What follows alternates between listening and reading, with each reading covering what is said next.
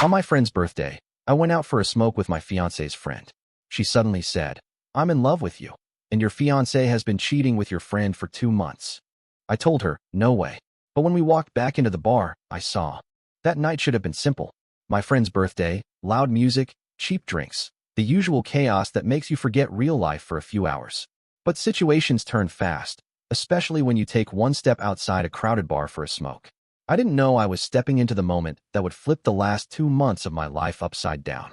She stood beside me in the cold air, shifting her weight like she was about to gamble everything she had. That was the bet. She was wagering her friendship, her reputation, and whatever she felt for me on the words she was about to say. And the question that hit me like a punch was simple. If the person you trust the most is the one betraying you, what do you do when the proof is walking right back into the bar with you? I met my fiancée's friend Selin years ago, long before I even knew I'd end up engaged. She had always been one of those people who blended into the background, but still noticed everything. The kind of person who didn't talk much, but when she did, you listened. My fiancée Layla used to joke that Selin was the unofficial historian of the friend group. If anyone needed to remember a date, a name, or a tiny detail, you asked her. That night, she wasn't quiet. She wasn't reserved. She was shaking. I stepped out of the bar to get fresh air after my friend tugged me into 3 consecutive shots. Outside, the cold hit immediately, and I lit a cigarette to steady myself. Selin followed me out, pulling her jacket tighter, like she needed courage from the night air. At first, she tried small talk. Something about the playlist inside. Something about my drink. But her voice cracked on the second sentence, and she stopped pretending. She turned toward me, swallowed hard, and pushed out the words that felt like someone dropping a brick down my spine. She said she was in love with me. Then she added that Layla had been cheating with my friend for 2 months. Those 2 sentences hit completely differently. The first felt misplaced. Wrong setting, wrong moment. The second felt like a threat to the ground I was standing on. My knee-jerk reaction was disbelief. Selin and Layla were practically sisters. They'd grown up together, shared secrets, fought side by side in college. And the friend she accused, I had known him since we were kids. He was the one I moved furniture with, the one who helped me fix my car when I didn't have enough money to take it to a shop. I told her there was no way any of this made sense. She didn't argue. She didn't cry. She just said she was tired of watching me be played for a fool. The way she said it made me pause, but only for a second. I kept telling myself she must be drunk, jealous, or spiraling emotionally. It didn't feel rational, and I didn't want to take a single step into considering it. My brain rejected the idea instantly, like touching something boiling hot. You pull away because the alternative is to burn. I flicked my cigarette away and told her we were going back inside. If Layla was really cheating, I would have seen something. Anything. A sign. A shift. A message. A fight. A weird absence. But the last 2 months had been normal. Busy, sure, but normal. Selin walked beside me without speaking. She moved like someone bracing for impact. The bar was packed when we went back in. Music thumped from every corner, and the lights blended into messy streaks. The smell of spilled beer mixed with cheap cologne hung in the air. It was the kind of place where cheating would be impossible to hide. Too many eyes. Too much energy. Too much noise. But the second we stepped past the doorway, I saw the scene that froze the blood in my veins. Layla was pressed against the narrow hallway wall that led to the bathrooms. Not kissing, not touching, but it was worse. She was standing too close to my friend. Close enough that her breath fogged the collar of his shirt. Close enough that she looked like someone trying to hide a secret in plain sight. Her hand was clenched tightly around something, and his hand was bracing the wall behind her head like he was blocking her escape. The moment she saw me, her shoulders stiffened. His eyes widened. Selin stopped walking entirely, as though she expected this exact image. I walked forward slowly, pushing past 2 people who were waiting for the restroom. And as I approached, Layla straightened her posture too fast, like someone caught preparing a lie. My friend turned away abruptly, bumping a waiter and sending drinks flying across a nearby table. The room erupted. People yelled, someone cursed, a glass shattered. But I didn't care about any of that. I asked Layla what was going on. She stammered out something about helping him find his lost wallet. Her words didn't match her expression. Her eyes were wild, darting from me to Selin to the exit. The object in her hand, whatever she'd been gripping, disappeared into her jacket pocket with a shaky movement she tried to hide. My friend didn't stick around.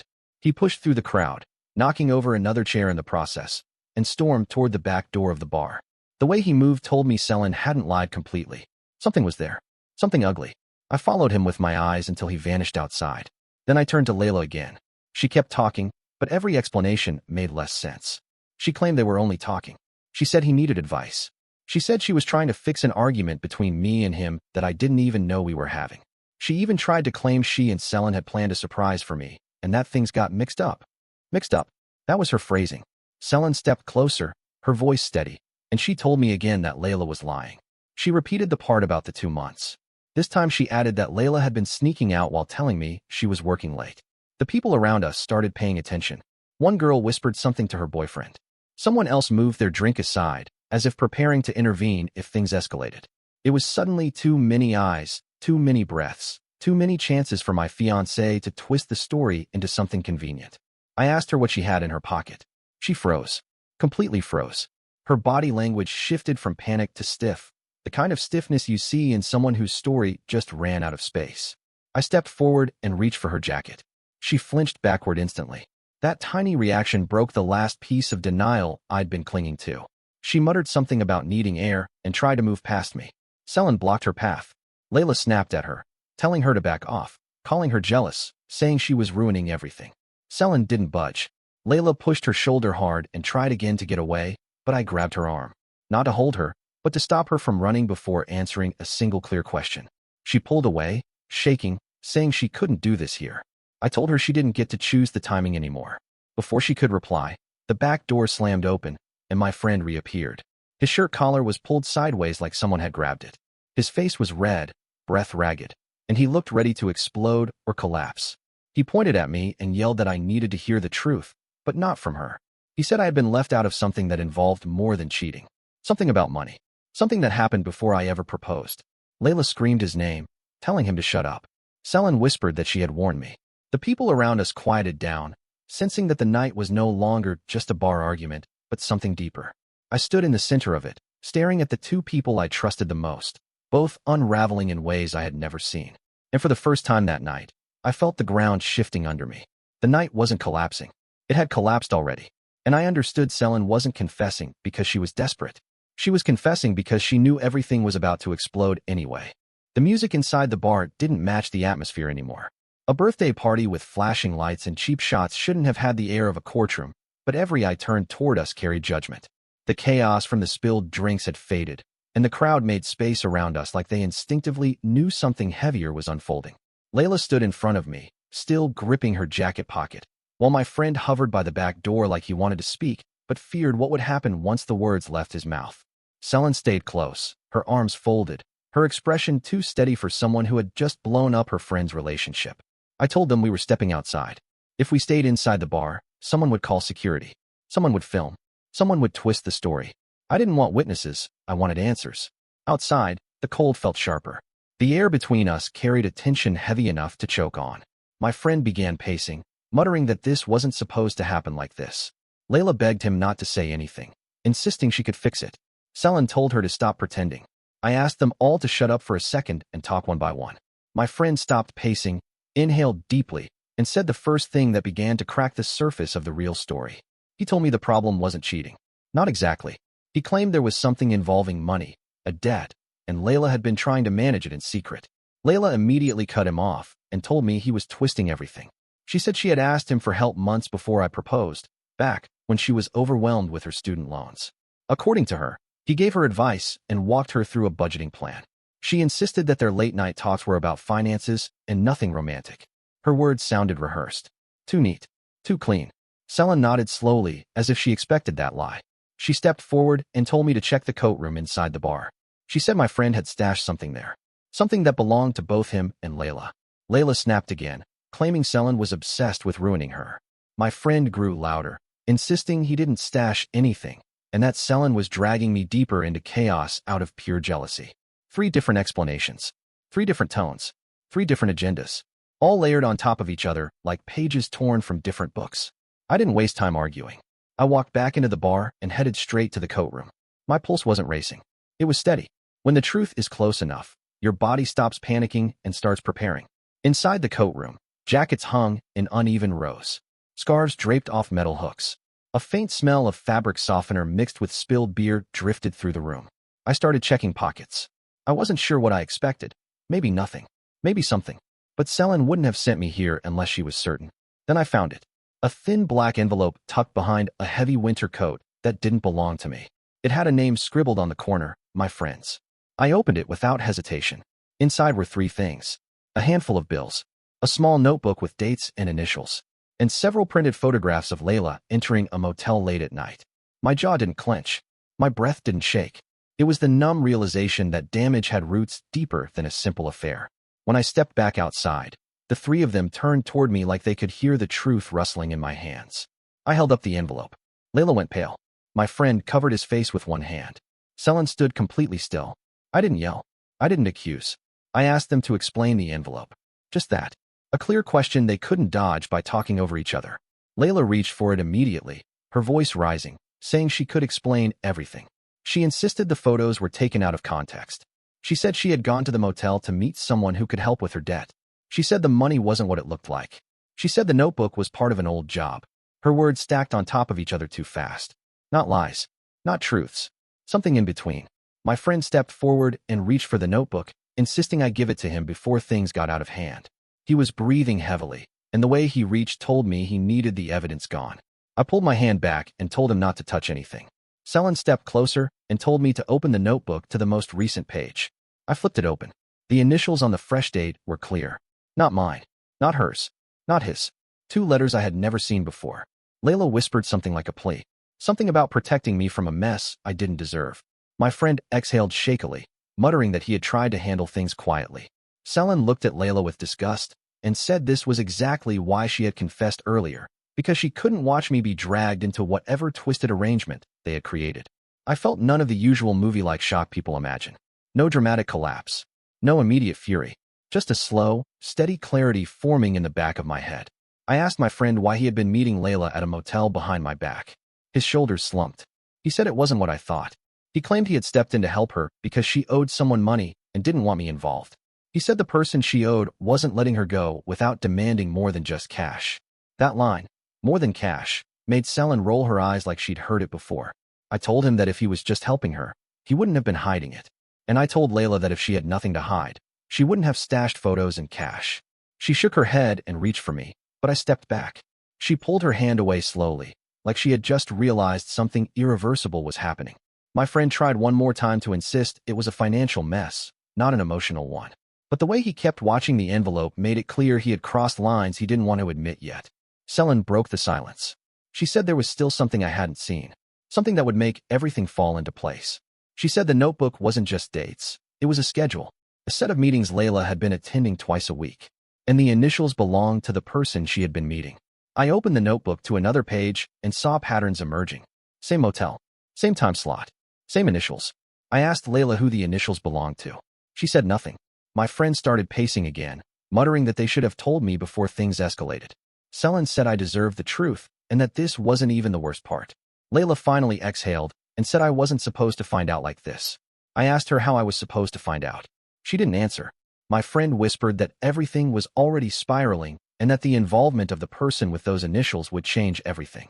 Selin crossed her arms and said this mess wasn't only about cheating or debt. It was about a decision Layla made long before saying yes to my proposal. A decision she had been hiding under layers of excuses. Something in that moment shifted. Not dramatically, not loudly, but enough that I knew the next step wouldn't be about catching anyone in a lie. The next step would be uncovering something that none of them wanted spoken aloud. And the night, already broken, would only get stranger from here. The parking lot behind the bar felt too open for what was happening. Streetlights buzzed overhead, and the cold air wrapped around us like it wanted to expose everyone's nerves. Layla stood with her arms crossed tight over her chest, her gaze stuck to the ground. My friend kept switching between pacing and stopping, as if motion could rearrange the mess he helped create. Selin stayed firm, watching me, not them. I told them all we were walking to the far side of the lot. If anyone stumbled out of the bar, overheard something, or tried to film, I wasn't going to let this turn into public entertainment. As we moved, the three of them formed a loose triangle behind me, each one clearly trying to guess what I would do next. When we reached the back corner of the lot, I turned to face them. The notebook hung from my hand, open to the page with the initials. The faint streetlight reflected off the ink like it wanted to make the letters stand out even more. I asked again, who did these initials belong to? Layla pressed her lips together. My friend looked at the ground. Selin tilted her head, almost disappointed the truth still wasn't coming out. I repeated the question. Layla finally lifted her head. Her voice was quiet, but not broken. She said the initials belonged to someone she owed money to before she met me. She said the debt wasn't small, and the person wasn't patient. She said she made a mistake trusting the wrong people during a time she felt trapped. That explanation didn't match anything in the notebook. Meeting someone twice a week at a motel had nothing to do with old debt management. The pattern was too organized, too consistent, too planned. I asked her why she didn't just tell me she had debt. It wasn't a crime. It wasn't shameful. People dig themselves out of holes every day.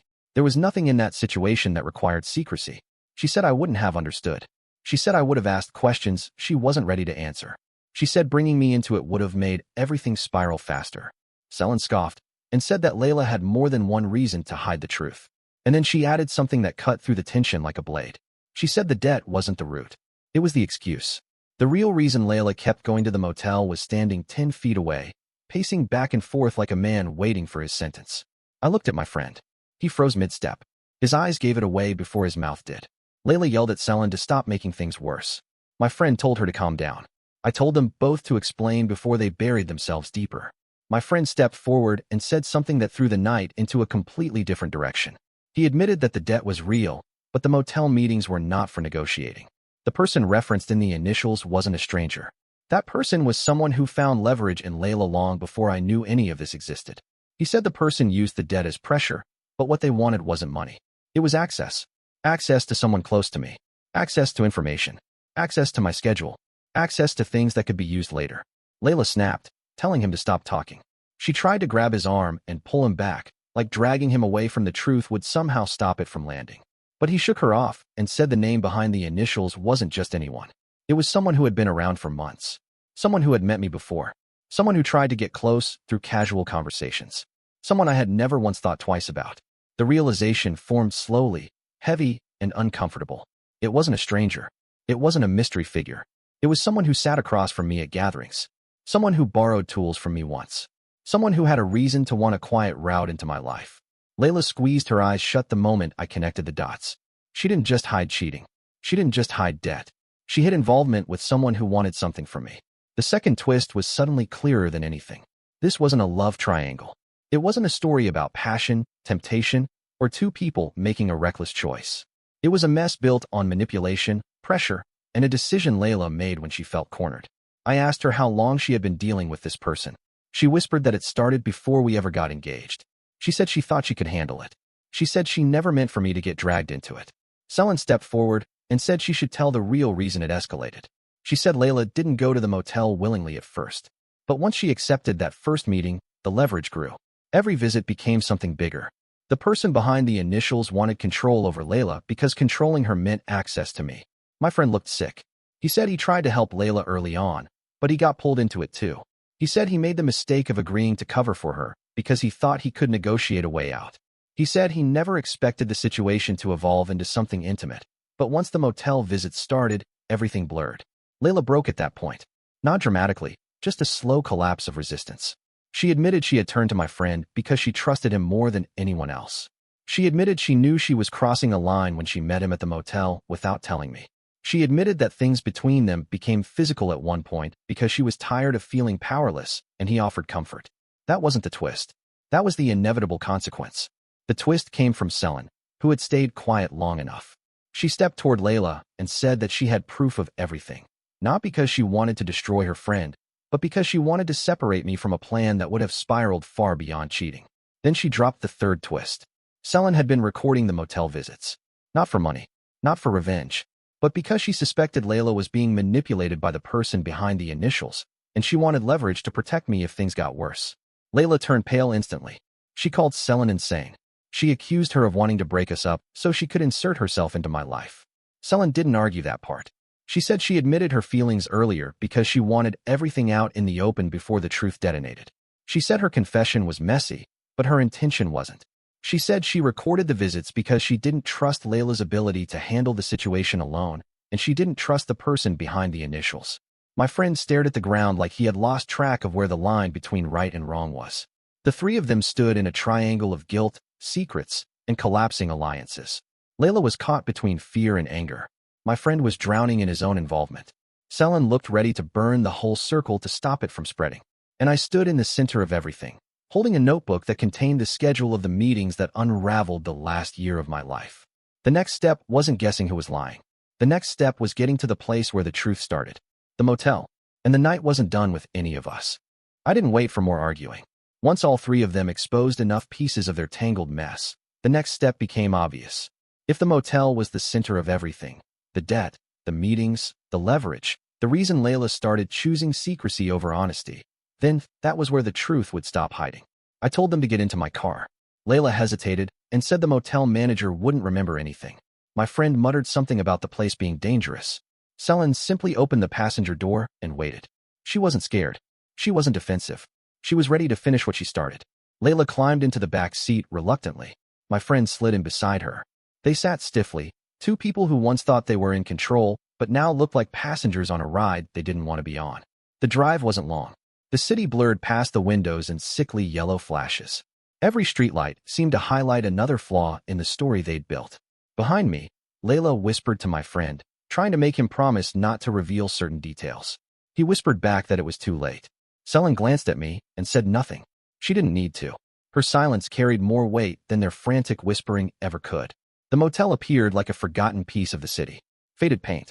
Flickering vacancy sign.